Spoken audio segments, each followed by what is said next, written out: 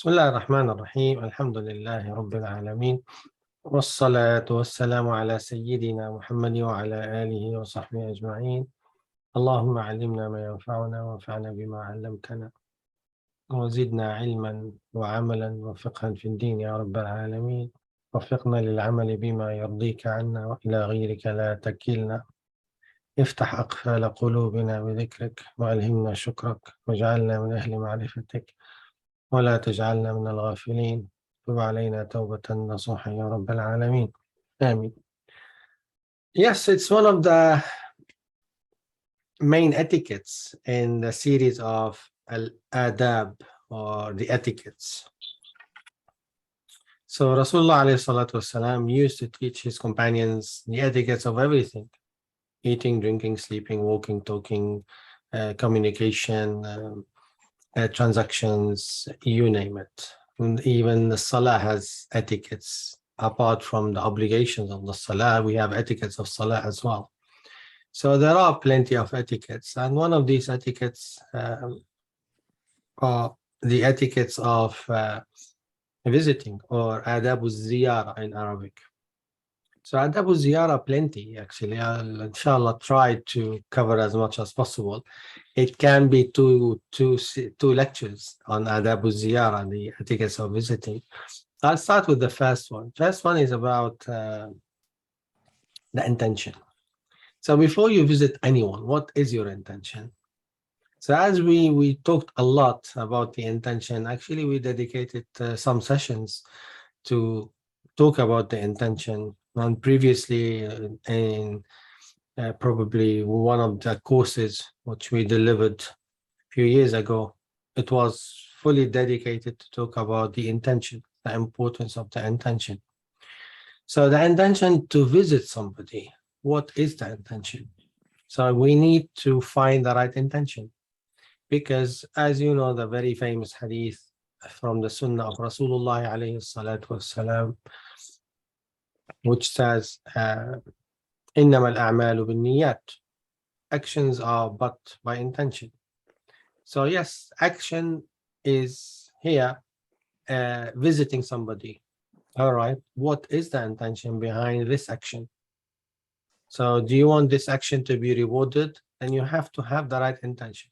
Otherwise, it will be a mundane act, which you won't necessarily be rewarded for it. But you can make it a rewarding act if you have the right intention.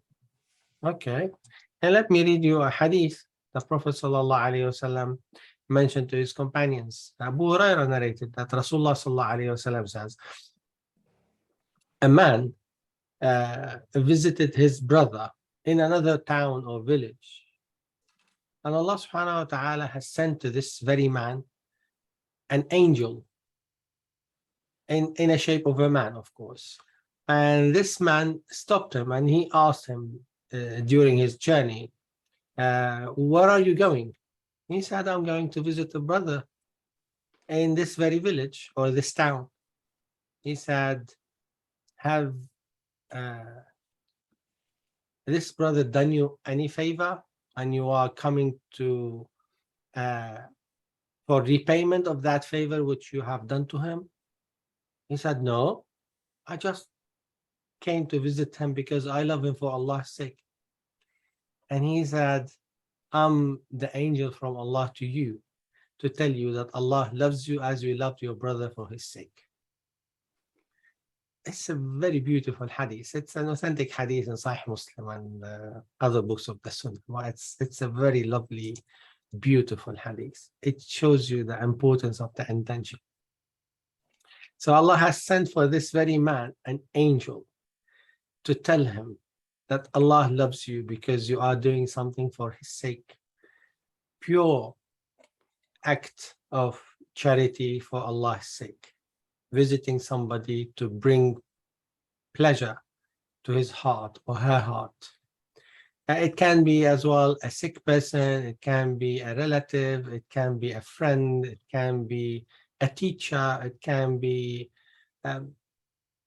anyone whom you know, actually. So you need to have the right intention. So before doing any ziyara or visit, try to train yourself to have the right intention. And it's mentioned that some students were asking their teacher, why don't you visit X? Why don't you visit Y? Mentioning some names of his friends and colleagues probably. And he said to them, I'm lacking the right intention. I'm trying to find the right intention. When it's present, I would go and visit them. Which is something as well good to know and good to pay attention for our intention. So this is number one, etiquette number one. When you want to visit anybody, then be careful and get the right intention. The second thing, appointment. You want to visit somebody, you can't just raid his house and knock on the door and just with no appointment, no nothing, especially in this day and age where things are very easy to organize over the phone, the text message, online, offline, what have you. There are plenty of mediums where we can use to book an appointment. So book an appointment that suits him and you, but more importantly is him, because you are visiting him in his house, for instance. And be careful to keep your appointment or keep your promise, because sometimes some people will say, yeah, I'll come and see you tomorrow at 6 o'clock, for instance.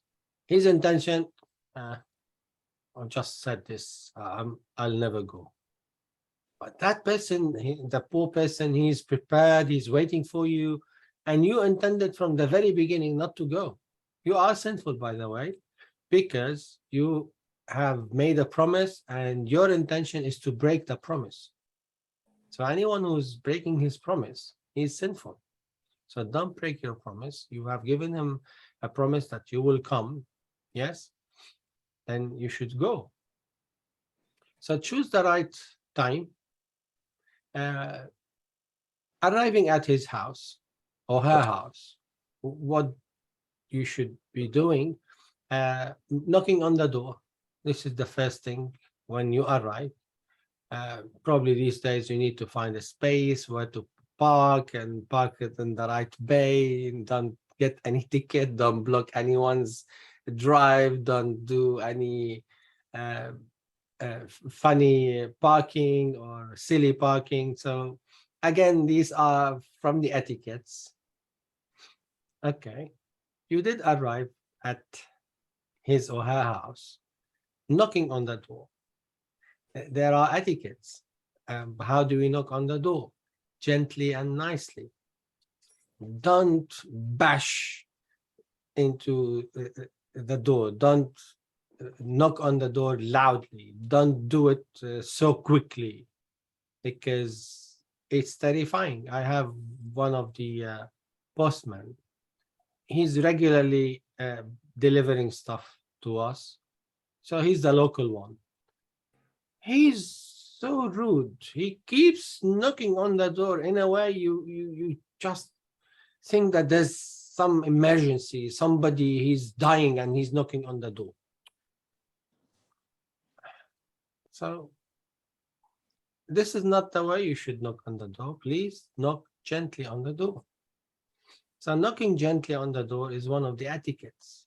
And the companions of Rasulullah ﷺ used to knock on the door, on his door ﷺ, with the tip of their nails, with the tip of their nails.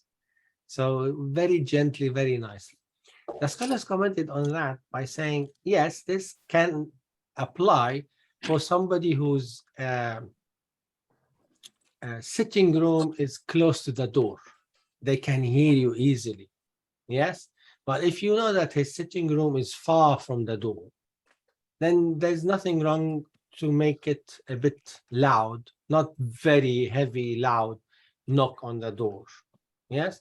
Or sometimes it's not knocking on the door. Sometimes probably many times. You use the bell, you ring, you press the bell.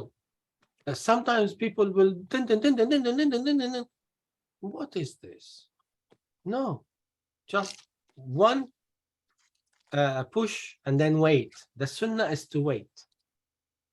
So you have to have a space between the first knock or the first ring and the second ring. And the scholar says it's recommended to wait between the first and the second because you are allowed to knock 3 times. This is the sunnah. So whoever knocked 3 times and he didn't get permission, he should go back. This is the sunnah. So you shouldn't be upset. You shouldn't be disappointed. We'll come back to this later, but let's talk about the space between the first and the second and the third knock. The scholars commented here.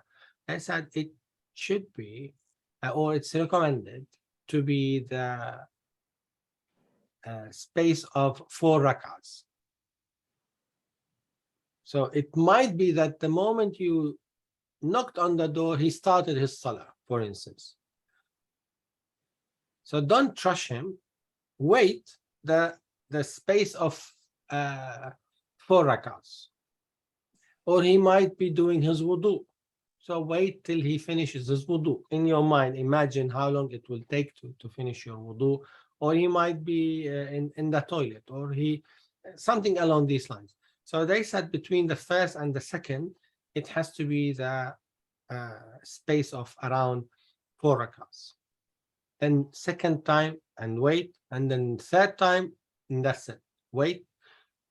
If he did not open the door, even if you have an appointment, then you leave. This is the sunnah. Why? Because he might have some unforeseen circumstances, some emergency, something, Allahu A'lam, but he couldn't receive you. Then you shouldn't be upset, and you should give him or her an excuse. And don't be upset and say, no, I just knocked on your door, we have an appointment, and you just humiliated me, you wasted my time. No, don't say this. If he was able to receive you, he would have done so. Yes, this is the default position that we always think good about people. We don't assume the worst case scenario that, yeah, he's deliberately doing this to me because he wants to humiliate me. No, this is the shaitanic scenario. No. The default position, he has something urgent. He couldn't receive me because of that. So always get the right excuse for your brother and sister. Yes? Okay. Now, when you knock on the door, how you do this? Do we have an etiquette for that as well? Yes. Don't face the door. What do? Rasulullah sallallahu alaihi wasallam used to stand from the right side or the left side. So you don't face the door like this. You give your right side to the door or left side to the door. Yes. So this is your face. You just do this from this side, from here. You face the door from this side or this side. So your face is not straight to the door, it's a bit to the other side. Yes. So this is the sunnah. And it's not the sunnah to give your back to the door, as some brothers or sisters might do sometimes. And if you were to ask them, they will say, yeah, this is the sunnah. No, this is not the sunnah. Excuse me. No. If I did find somebody giving me his back, knocking on my door, I will not open my door. I tell you, I want to see who is knocking on my door. Yes. So giving the right side or the left side, yes, it allows the host to see who is knocking on the door. And there's another thing related to this, because if you are facing the door and he opened the door, you might be able to see something he doesn't want to show you in his house accidentally. Or he's probably unveiled daughter is crossing by the door or something like that. So if you have the right side, then very easy to turn your face. But if it's like this, facing is difficult. Yes. So this is what the sunnah is about when you knock on the door. Gently, nicely, give the right face, the right side of your face or the left side of your face when you knock on the door. And don't sneak, as some people might do. I tell you, you know, the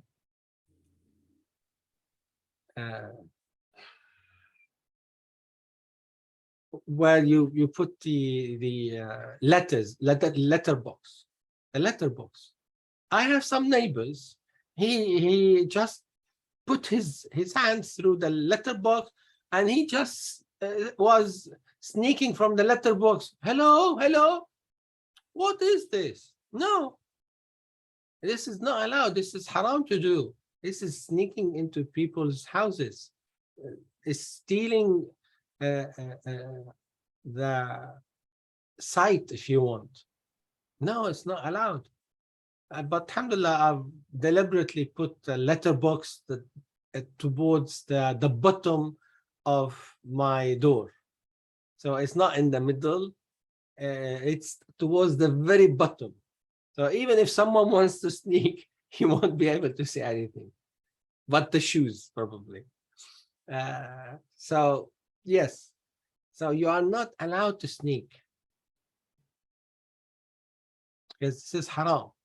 Looking at people's houses is like looking at their or invading their privacy, which is haram to invade their privacy.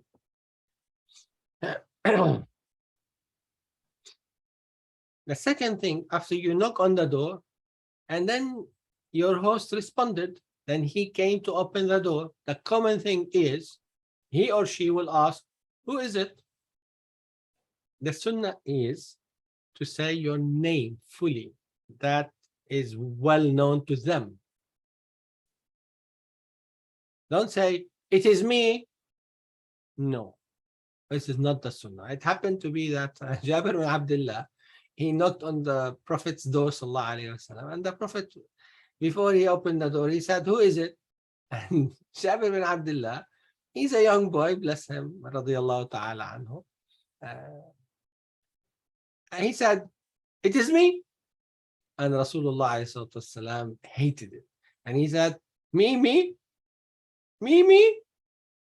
And then he opened the door. And so the scholars commented on that. And they said the Prophet ﷺ hated it, i.e. to say, it's me. Who, it's me? Yes? So what do you say? You say, I am X. Mention your name fully, that is well known to them. As it happened with Abu Dhar. Abu Dhar radiallahu ta'ala anhu, he was during the night walking under the shade of the moonlight.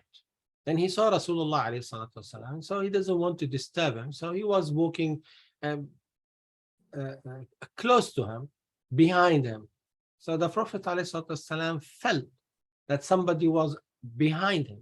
So he said, who is it? Then Abu Dhar said, Abu Dhar. He didn't say, it's me, or don't you know, or it's a surprise, or I don't know, these kind of things. No, the sunnah is to tell him who you are. Mention your name. Yes? I know some people are pranksters. They want to prank others and do pranks and what have you. Don't do this. Don't.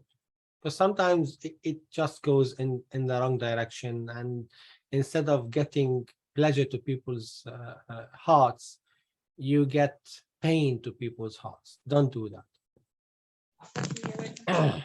Pizza Bisa. And don't assume that he will recognize your voice. Don't. Because voices might be similar, and from distance or behind the door, or things can be mixed up. and he might think that you are X and you are not X, and then he will open the door, and then it's a problematic thing. So you better tell who you are.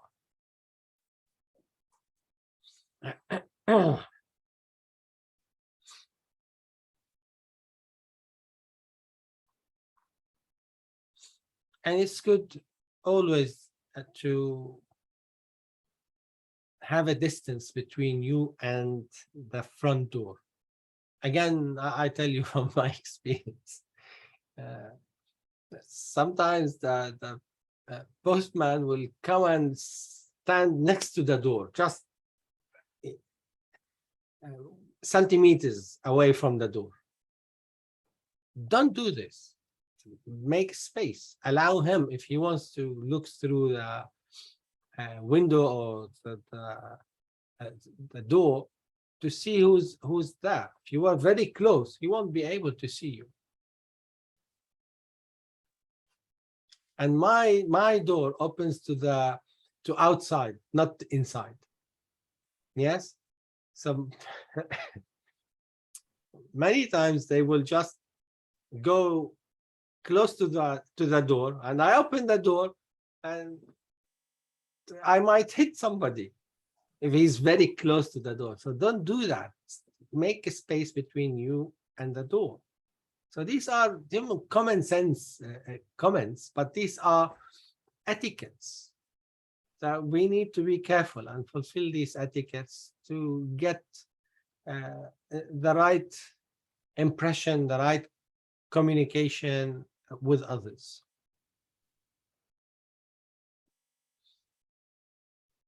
So if you did knock on the door and you didn't get any response, after 3 times, as Rasulullah says, go back.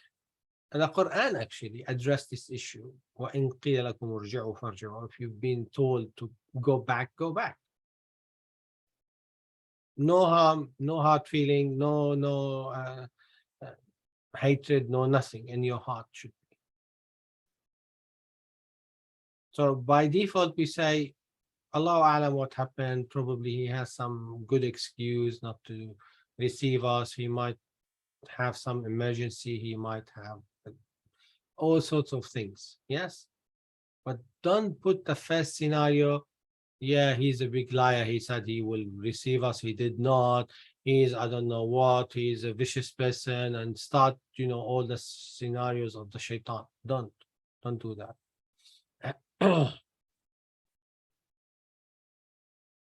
And sometimes people might not be able to tell you why he cannot receive you. He might have some private thing. He might have some emergency in his house, some issues. Not every private thing can be told to friends and families and what have you. So be careful not to think bad about your brothers and sisters.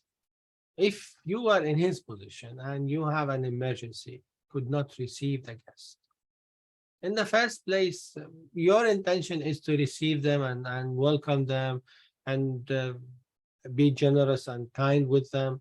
This is the intention. But if you have some emergency, you can't receive them anymore. What do? You harm yourself, you harm your family. What do? The guest has to understand that if somebody did not receive him, then definitely they have a good excuse. What if they have no excuse? Let them carry the sin of that by breaking their promise, not me. I have fulfilled my promise. I have been punctual, came on time. Yes, and this is another thing, okay, coming on time. It's a very common practice. Unfortunately, the Muslim community, when they deal with each other, they don't, probably 90%, they don't care about time. They tell you, okay, I'll come at 5 o'clock. 5:30, 6 o'clock, 6:30, they will knock on the door. No. And those who knows me knows I'm very fussy on timing. If you want to annoy me, come late. This is the key to annoy me. 3 o'clock and 3 o'clock sharp. I always go before my appointment. Half an hour, depends how long, how far it is from me. And many times I will go and stand outside 10, 15 minutes till it's the right time, then I will knock on the door. 5, 6, what have you. Sharp, on time. Why? This is the sunnah, to fulfill your promise, to be punctual. And let alone the events which we have, the weddings, the what have you, the celebrations, it's always running late, starting late, finishing late. You tell people 6, they come 9. And actually, the event is meant to start at 9, but because they know everybody come late, so they tell people come at 7. Believe this?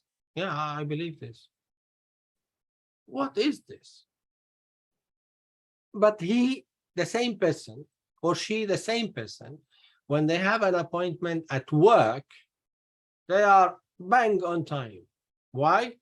It's dunya issue, it's money issue, it's I don't know what. But when it's akhirah issue, when it's going to the mosque, going to the event, going to the wedding, or the like of it, people can allow themselves to come late. Don't do this. To be honest with you, I don't respect those who do not respect their appointments. I don't. Because I feel he's just wasting my time. Why? You told me 5 o'clock, then be 5 o'clock. You want to come 5:30, tell me I'm coming 5:30. Don't tell me 5 and then you come 5:30. No, don't do that. So this is another thing we need to learn, how to be punctual and fulfill our promises. And the other thing which as well should not happen, they tell you, okay, what time you are coming? Between 5 and 6. No. I will not accept an appointment like this. No. Tell me 6, then come 6. Tell me 5, come 5. I won't wait you from 5 to 6. No. No, this is not an appointment. And if you are not sure that you can make it at 5, then say I'm coming at 6. That's it. But be 6. Yes? This should be the case.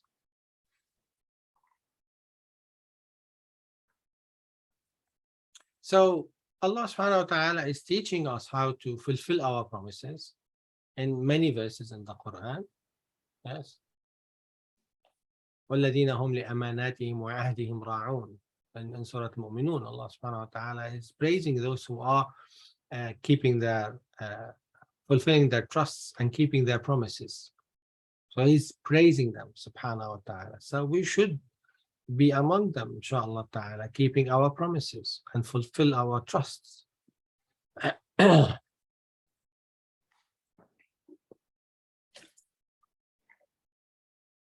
When they open the door for you and you enter into the house, what do you do afterward?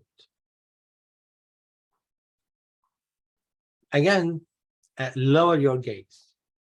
You don't want to enter the house and start looking right and left and up and down and searching for the stuff in the house, or looking at the corners and the different sections of the. Don't do this. Don't do this. Lower your gaze, yes, and follow the instructions of the host. He said, come here, follow him. No, I'm comfortable here. Don't. Whatever he tells you to do, do. Let's sit in this room, sit in this room. Why don't we sit in that room? It's none of your business. You don't tell him where to sit. He tells you where to sit. Yes. And if you entered into the specific room which he allocated for your reception. Then again, where he instructs you to sit, sit. If he said, sit here on this chair, on this couch, on this, I don't know what, then whatever he says, listen. Don't say, no, no, I'm fine here. No. Why that? Because he's putting you in a place where he feels comfortable. You are not invading his privacy, or probably if you were to sit somewhere else, you will be able to see some corners from the house which he doesn't want you to see it. Or you might be able to see other room which he doesn't want to see it. Yes? Or you might be able to see some of the probably of his family members through some windows if you were to sit somewhere else other than what he asks you to do. Then be careful. Yes? So be obedient when you visit somebody. He says, sit here, sit here. That's it. Wherever he instructs you to sit, sit. This is the sunnah. Okay?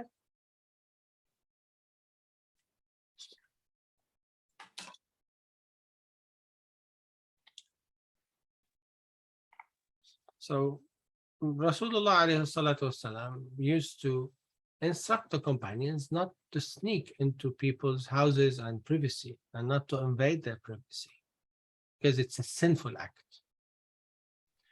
So when you enter the house, from the etiquettes as Muslims, we take off our shoes. Unless the host says, no, no, no, keep it on, we don't take off our shoes, then it's a different story.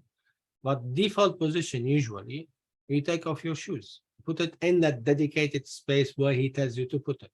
Put it here, put it here. You put it in a dedicated space. And the sunnah is to take off your shoes, the left side first, left foot, then the right. When you put it on, the right first, then the left. Don't forget this. This is on the sunnah.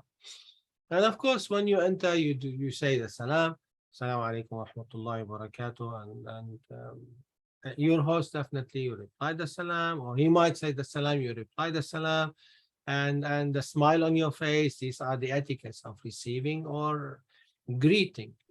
Yes, do it with a smile on your face, with love from your heart, and this will foster a good relationship, to have warmth and good feeling and good intention.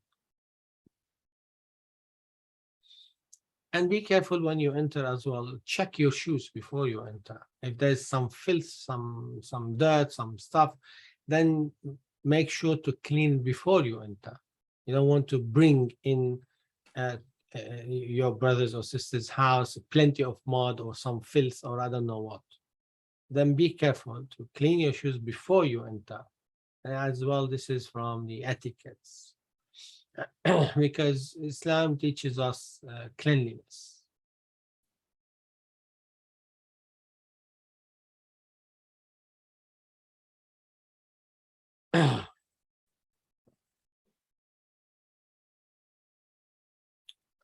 And from the Sunnah, we see that Rasulullah sallallahu alaihi wasallam, he received one of the occasions, he received Adi bin Hatim al-Ta'i. So the Prophet sallallahu alaihi wasallam received him in his house, and he was generous with him, and he gave him a cushion to sit on it. And Rasulullah alayhi salatu wasalam sat on the floor. So Adi was a bit upset. He said, no, you take the cushion, I will sit on the floor. Rasulullah sallallahu alayhi wasallam says, no, you take the cushion. So that's it. Take the cushion, take the cushion. Don't argue. You should listen to his instructions. He is your host, and he wants to be kind and generous with you. So don't upset him. He said, sit on the this, sit on this place, take this, sit on this. Follow his instructions, because this pleases him. Then you want to please him. Yes, you are not here to argue with him or to upset him. No, Yes.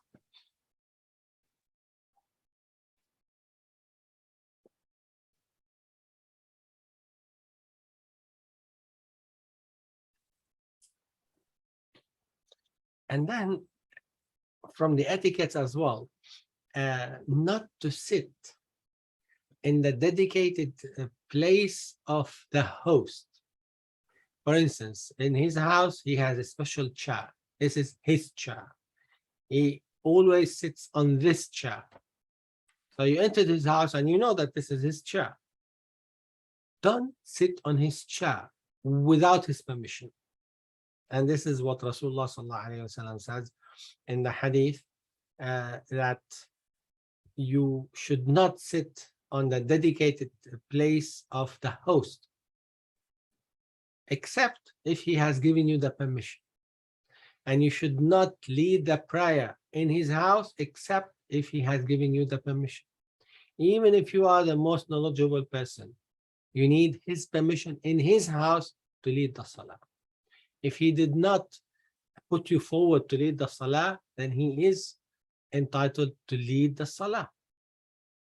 Yes, be careful. These are the etiquettes from the Sunnah of Rasulullah sallallahu alaihi wasallam. So if he said, sit on my chair, sit here, sit. But if he didn't say, sit here on my chair, you can't just jump and sit on it. Don't.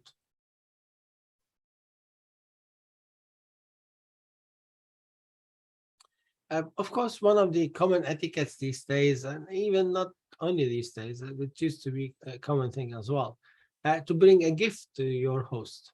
Sometimes a box of chocolate, but be careful, read the ingredients, because it happened with me once that somebody offered me a box of chocolate and I did not check, because he's a very practicing, knowledgeable person. And I opened it, afterwards, I ate one chocolate. I felt something sharp in my mouth. What is this? Just spit it, and then rinsed my mouth, and then I read the ingredients. It has alcohol.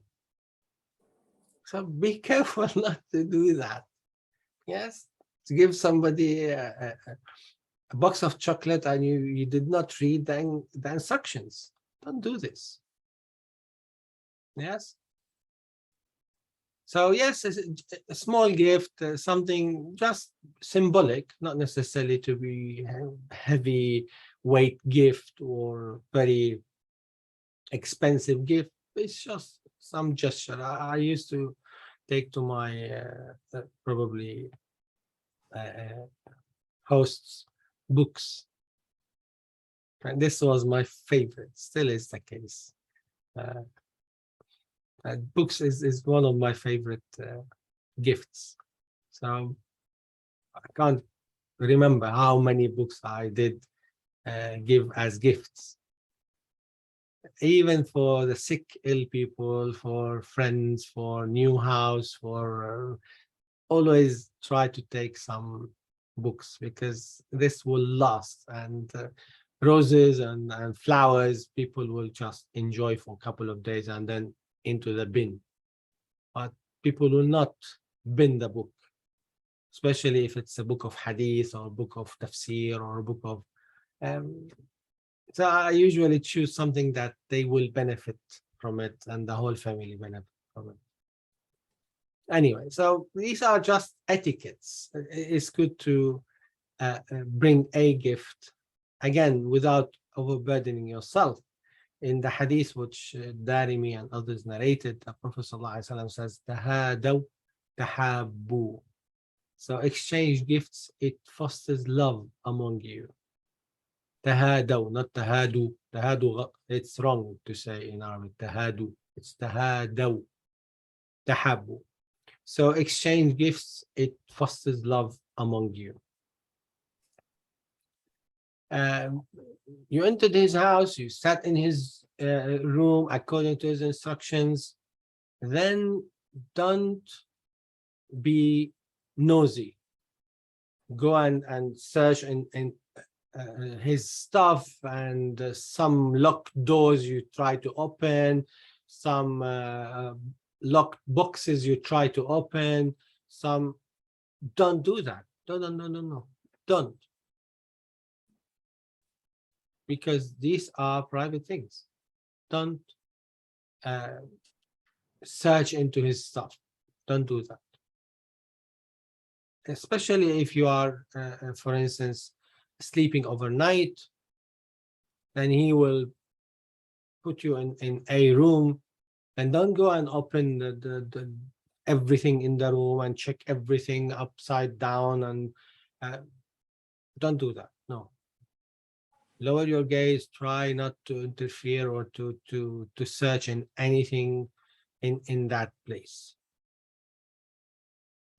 Don't do that. You are not allowed to do this, because this is an amana. So don't betray the amana which he has given to you.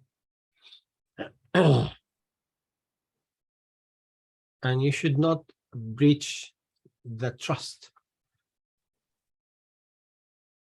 Imagine if he opened the door and he saw you sneaking into his stuff and searching into his drawers and locked cabinets and what have you. No, this is not allowed. Okay, now you are visiting, and how long you should stay? This is another thing. We used to have a friend, bless him. He has no concept of time. He will come and sit 1, 2, 3, 4, 5, 6 hours.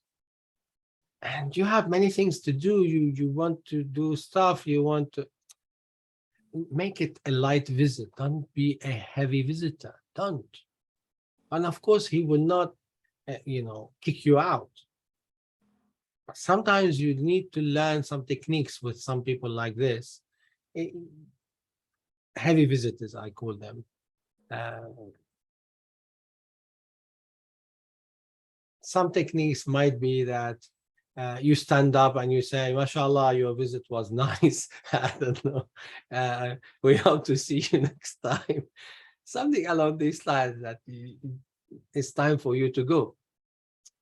Yes, of course, you won't do this in the first 5-10 minutes. But if he's staying 2 hours, 3 hours, what is this? I have work to do. I have stuff to do. I have, even sometimes you might have a very small house and you locked up your family in one room and you are receiving him in the other room. So it's suffocating for the family, and they want to go in and out, and you are just jeopardizing their movement. So you need to be sensible and not to stay long. So this is one of the things which we should be careful when we visit people. And sometimes some people might say, yeah, well, he was so happy. Yeah, he definitely is happy. He will not show you that he's upset if you are staying long, because this is not from the etiquettes of receiving the guest. Yes, to kick them out. But be sensible and be a person of understanding, and don't stay long, especially if it's a visit for a sick person. Sick person, just 5 minutes, 10 minutes, leave. 1 hour, 2 hours, no, he's ill. He has to go to sleep. He has some stuff to do, etc. So yeah, you see that the timing depends. If you are visiting an ill person, if you are visiting a very close dear friend, even very close dear friend, doesn't mean you just go forever and have no consideration for his time. Don't do this. No, unless he said, no, please stay, no, please stay, and we are enjoying that conversation. It's a different story then. But more likely, it's not the case. You are enjoying the conversation, but he has other things to do. So make it a short visit and not a long visit.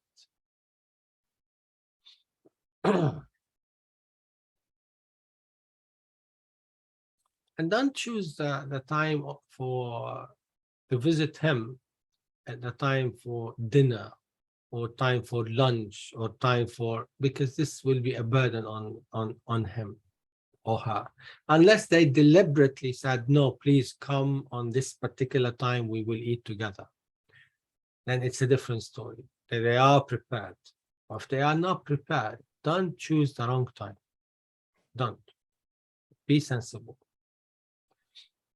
Or it's a time for his rest. So he sleeps early. So you came after Isha. So he doesn't receive people after Isha. You insisted. So he has to receive you. But make it short and quick.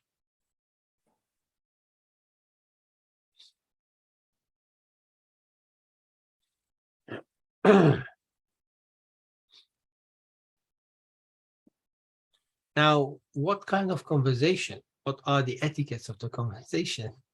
Do we have etiquettes of conversation? Of course. Yes.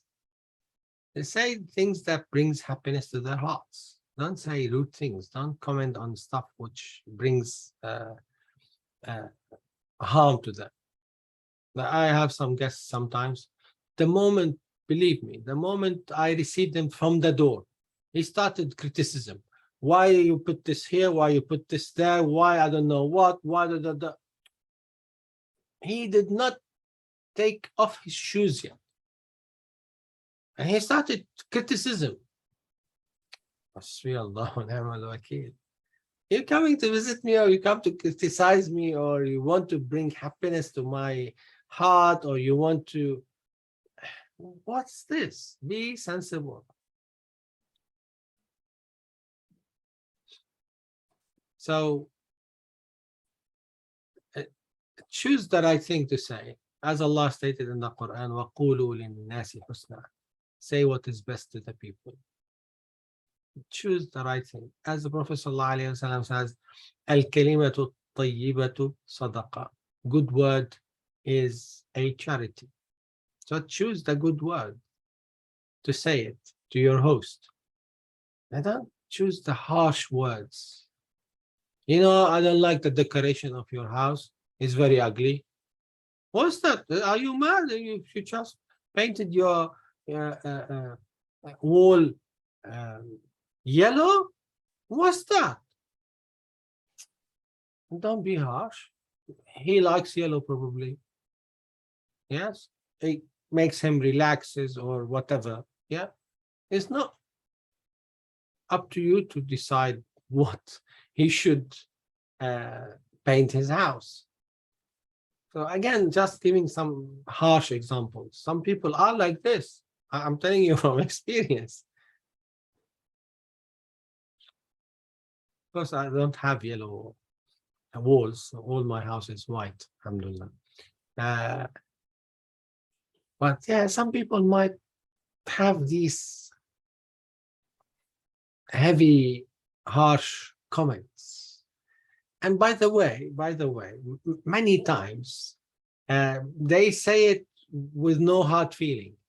They do not probably want to harm you, but because this is the way they speak, and they don't care. What's in their mind, they will just throw it on you.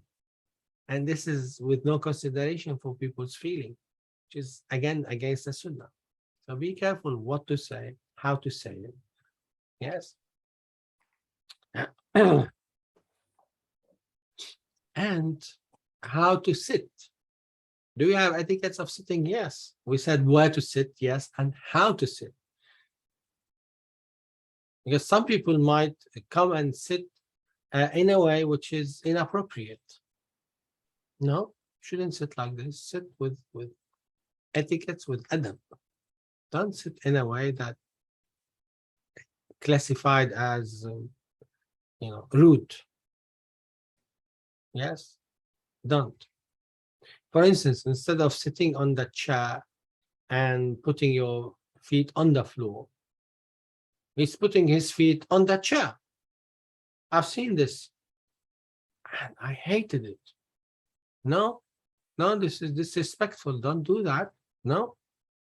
Sit down and put your feet on the floor, not on the chair.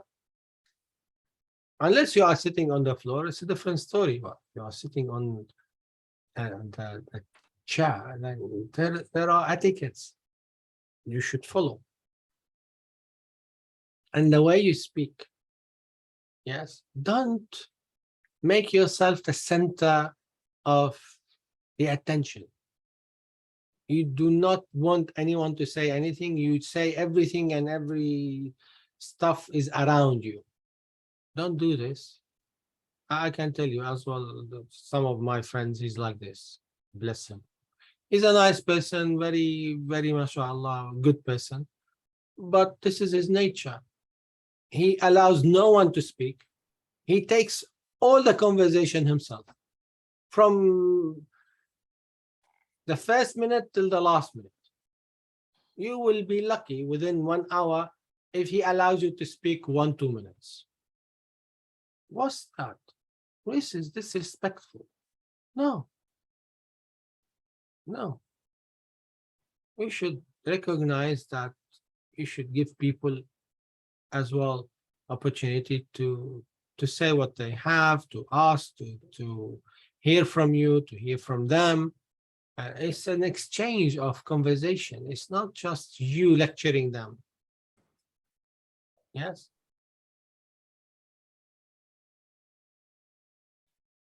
So take into consideration these etiquettes.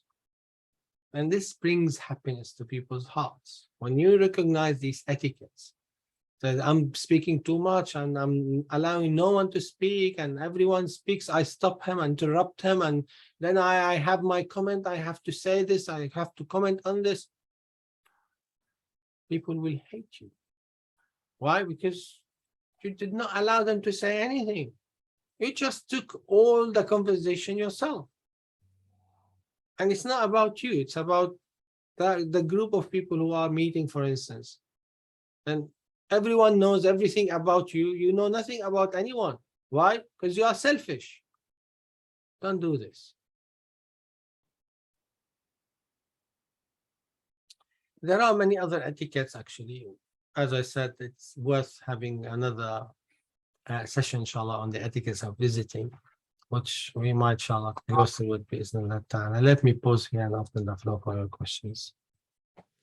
Bismillah ar-Rahman ar-Rahim. Alhamdulillahi Rabbil Alameen. Sallallahu ala Sayyidina Muhammad wa alihi wa sahbihi ajma'in. اللهم اشف مرضانا وارضى المسلمين وارحم موتانا وموتى المسلمين. اللهم رب الناس اذهب الباس اشف انت الشافي لا شفاء الا شفاؤك شفاء لا يغادر سقما. وننزل من القرآن ما هو شفاء ورحمة للمؤمنين. وننزل من القرآن ما هو شفاء ورحمة للمؤمنين. وننزل من القرآن ما هو شفاء ورحمة للمؤمنين. اللهم اشف أنت الشافي لا شفاء إلا شفاؤك شفاء لا يغادر سقما يا رب العالمين يا أرحم الراحمين.